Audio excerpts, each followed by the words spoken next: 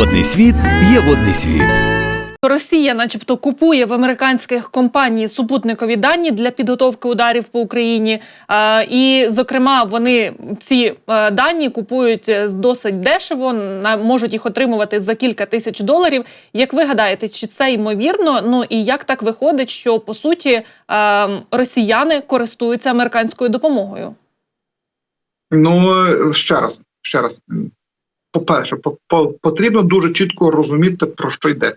Неможливо, щоб американці продали щось у частині, що стосується воєнної інфраструктури. Це просто неможливо, так не працює. Але в Америці є ціла величезна група приватних компаній, які роблять картографічну зйомку через космос планети Земля.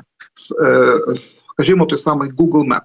І через десятки ланцюжків, підкреслю, десятки ланцюжків найрізноманітніших фірм-прокладок, подаючи це умовно як купівля зображень з кліматичних міркувань, сільськогосподарських міркувань, вивчення гідрології річок і тому подібне, то в такому режимі ми живемо у відкритому ринку, і на ринку продається практично все. Але я не думаю, що вони можуть отримати настільки серйозну картографуючу інформацію, щоб це в якийсь спосіб впливало на цілепокладання безпосередньо в Україні до серйозних цілей, скажімо, таких як до аеродромів.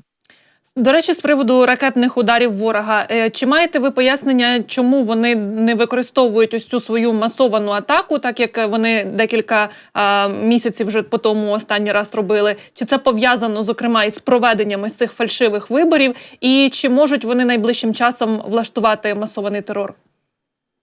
Зможуть і влаштують. Це обов'язково буде великий ракетний залп, неминучість. Що відбувається? Накопичують боєкомплект і обслуговують техніку, приводять її до відповідного стану. Розуміємо, що Ту-95 МС, Ту-22 М3 і інші ракетоносії, скажімо, як Міг-31К, це вже доволі старенькі об'єкти, потребують ремонту. По Чорному морю все зрозуміло, у них навіть і проблеми з тими спеціальними кранами, які завантажують ракети 3М14 калібр у пускові контейнері відповідних суден. Ми практично всі серйозні судна вигнали у Туапсе і в Новоросійськ, а там відповідного обладнання немає. Тому є призупинка пусків із акваторії Чорного моря. Але готуються, стріляти будуть.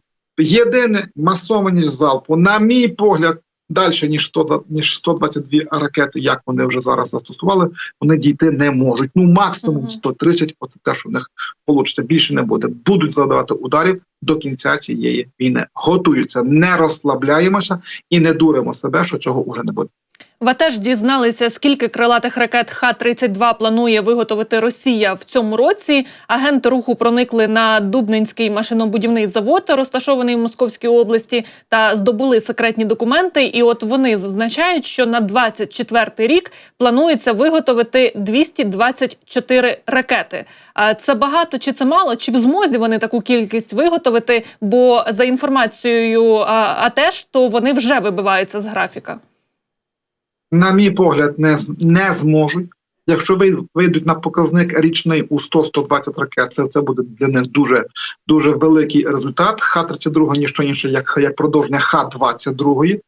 Під цю ракету технологічні ланцюжки серйозно деградували, особливо у частині, що стосується будівництва двигунів до них і, найголовніше, систем управління польотом. Самі Х-22 вже були дуже серйозні конструктивні дефекти на момент, коли вона народжувалася. Маю нагадати, що вона народилася на зламі 50-60-х років. Чи це серйозна і небезпечна зброя? Так, де 960 кілограмів бойової частини, це дуже серйозно і неймовірно багато. В неї плюс 1000 кілометрів до швидкості, на відміну від Х-22, там 4000, там 5000. Небезпечна річ. Але не думаю, що буде навіть в половині тих задекларованих показників, як на це показують.